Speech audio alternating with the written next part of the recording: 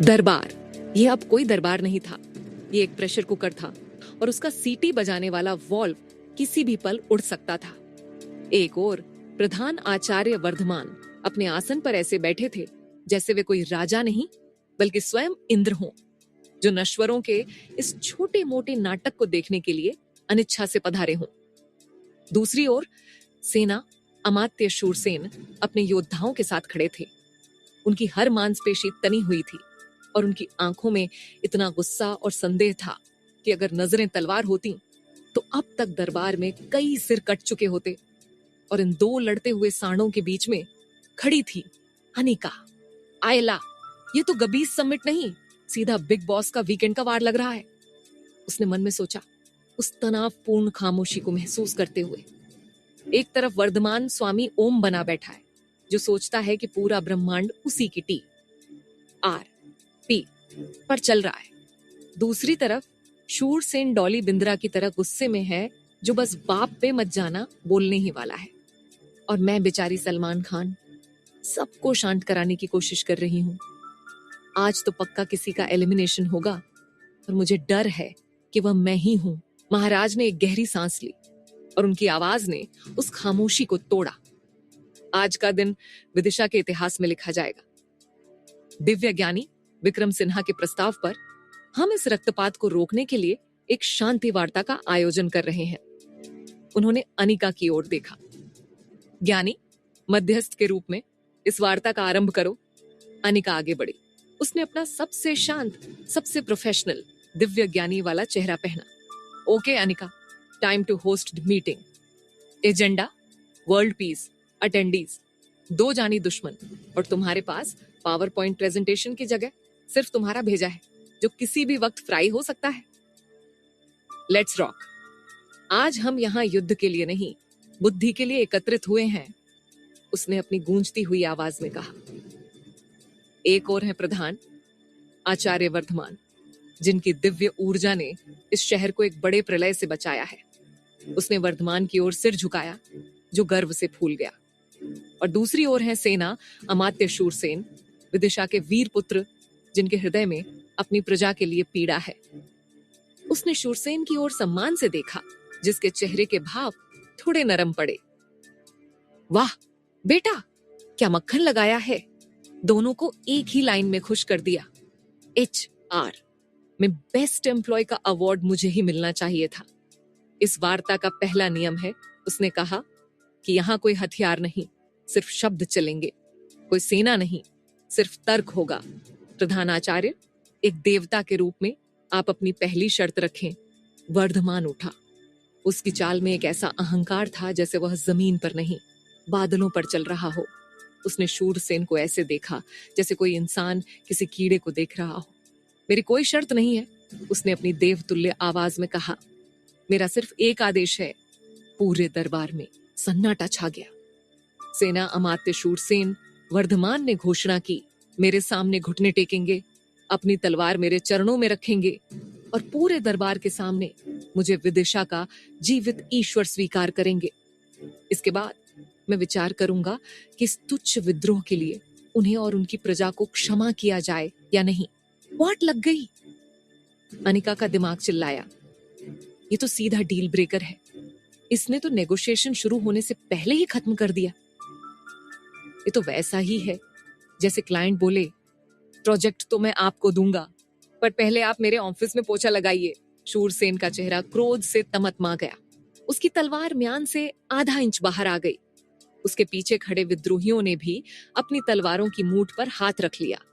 लावण्या ने अनिका को एक ऐसी नजर से देखा जिसका मतलब था, मैंने कहा था ना, वार्ता टूटने की कगार पर थी। तभी अनिका ने अपनी सबसे बड़ी चाल चली। उसने वर्धमान के अहंकार को ही उसके खिलाफ इस्तेमाल करने का फैसला किया। वह नाटकीय रूप से वर्धमान के सामने घुटनों पर बैठ गई।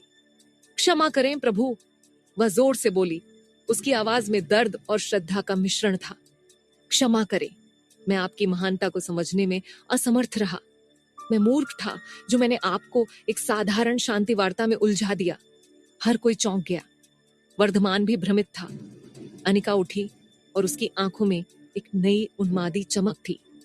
आप सही हैं, आप एक देवता हैं और देवता क्षमा नहीं करते, वे परीक्षा लेते हैं।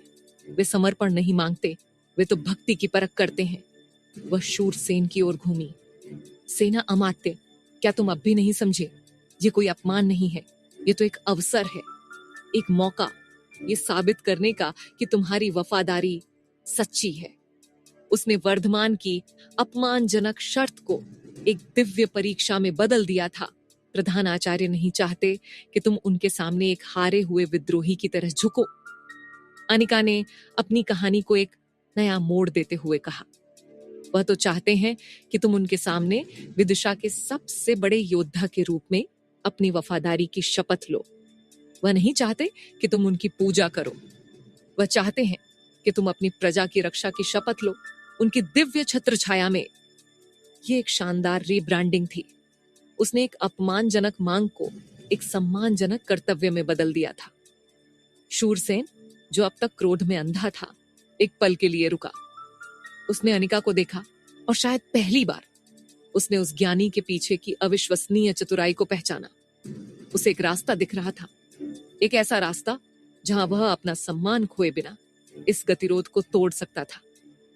अगर मैं अपनी तलवार प्रभु के चरणों में रखकर विदिशा की प्रजा की रक्षा की शपथ लूं, शूरसेन ने अपनी गहरी सधी हुई आवाज में कहा, तो क्या प्रभु मेरी प्रजा की पीड़ा को सुनेंगे? क्या वे उनकी मांगों पर विचार करेंगे? Yes, ball is in your court, mister God, Anika ने सोचा। ये एक काउंटर ऑफर था। शूरसेन सार्वजनिक रूप से झुकने को तैयार था, लेकिन बदले में वह अपनी असली मांगे, राजनीतिक सुधार, प्रजा के लिए अधिकार, परिषद में ज्यादा शक्ति मनवाना चाहता था। वर्धमान फंस गया। उसे वह सार्वजनिक समर्पण मिल रहा था जिसका वह भूखा था, लेकिन बदले में उसे वास्तविक राजनीतिक शक्ति का एक हिस्सा छोड़ना पड़ सकता था। पूरा दरबार अपनी सांसें रोके हुए था। महाराज अपनी कुर्सी पर आगे की ओर झुक गए थे। अनिका ने दो लड़ते हुए शेरों को एक ही पिंजरे में बंद कर दिया था और अब वह यह देखने का इंतजार कर रही थी कि क्या वे एक दूसरे को खाएंगे या फिर पहली बार एक दूसरे की बात सुनेंगे। विदिशा का भविष्य उस एक पल में, उस एक निर्णय पर टिका हुआ था और उस निर्णय का रिमोट कंट्रोल अनजाने में एक ऐसी लड़की के हाथ में था जो कुछ महीने पहले तक मुंबई में अपनी लोकल ट्रेन पकड़ने की चिंता कर रही थी। महल का दरबार भारी सन्नाटे में डूबा था, मानो पूरी विदिशा की किस्मत कुछ सांसों की दूरी पर लटक रही हो।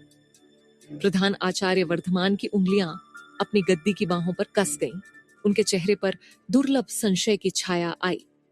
सेना अमात्य शूरसेन भारी सांसें लेते हुए सिर तनाकर खड़ा रहा। दरबार के कोनों में फुसफुसाहटें शुरू हो गईं, मानो लोग उस हवा से भी नतीजे पूछ रहे हों जो खुद दुविधा में थी। और ठीक बीचों बीच अनिका या विक्रम अपनी हस्ती में वह विचित्र संयोजन लिए खड़ी थी। अंदर एक 21वीं सदी की सोच और बाहर पूरे युग की जिम्मेदारी। ये वो क्षण था जिसके लिए शायद उसे यहाँ इस समय रेखा में भेजा गया था। वर्धमान ने चुप्पी तोड़ी। उसकी आवाज में वक्त का बोझ और नई चेतना की झलक थी। सेना अमात्य, विदिशा की प्रजा की पीड़ा, उनके स्वप्न, मैं उन्हें नकार नहीं सकता। मैं अपना हाथ बढ़ा रहा हूं, एक सम्राट के नहीं, एक संयमी के तौर पर।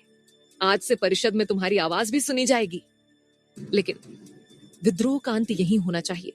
ये मेरी अंतिम पुकार है। शूरसेन ने तलवार जमीन पर रखी, सिर झुकाया, पर आंखों में हार नहीं, निश्चय था। यह खून अब केवल जमीन की सिंचाई में लगेगा, क्रोध की आग बुझाने में नहीं। आज विद्रोह, कल सहयोग। जय जय विदिशा। दरबार गूंज उठा। कुछ ने संकोच से ताली बजाई, कुछ की आंखों में राहत के आंसू थे। महाराज ने गंभीर स्वर में घोषणा की, आज विदिशा वास्तविक अर्थ में घड़ी गई है, न तलवार से, न मंत्र से, बल्कि संवाद से। नाटकीय विराम। उसी शाम अनिका अकेली बाग में टहल रही थी। आकाश में बादल तेजी से भाग रहे थे, मानो पुरानी साजिशें अब बुझ चुकी हों। तभी वहां लावण्या आई, हवा की तरह, हल्की चाल के साथ। उसका स्वर था, तुमने युद्ध रोका ज्ञानी, पर तुम्हारा खुद का युद्ध, वह अब भी शांत नहीं। अनिका मुस्कुराई, वह मुस्कान जिसमें खुद के लिए थोड़ी राहत और विदिशा के लिए ढेर सारा प्यार था। कभी कभी सबसे बड़ा युद्ध भीतर ही लड़ा जाता है, लेकिन पहली बार मुझे लगा मैं अकेली नहीं। लावण्या ने सिर झुकाया। लावण्या ने सिर झुकाया। तुम कभी अकेले नहीं हो सकते। दूर प्राची की ओर एक नीलिमा फैली, मानो वहां कोई नीला तारा फिर किसी नई सुबह का संकेत दे रहा हो। अगला अध्याय। नई सुबह, नई परतें। राजनैतिक समीकरण बदल चुके हैं, लेकिन संबंधों के समीकरण अधिक जटिल हो चले हैं। रूपवती की खामोश उपस्थिति, लावण्या की नर्म संघर्षशीलता और अनिका के भीतर का द्वंद्व, तीनों अब नए सवाल लेकर आएंगे। उरोबोर्स क्षेत्रपाल की परछाई फिर छाने लगी है। क्या अब उसके असली मकसद और विक्रम रूपी अनिका की भूमिका पर पर्दा हटेगा? एक नई विदिशा सुलह, विश्वास और रिश्तों के तमाम उलझे जज्बातों के बीच अपने भाग्य का इंतजार कर रही थी।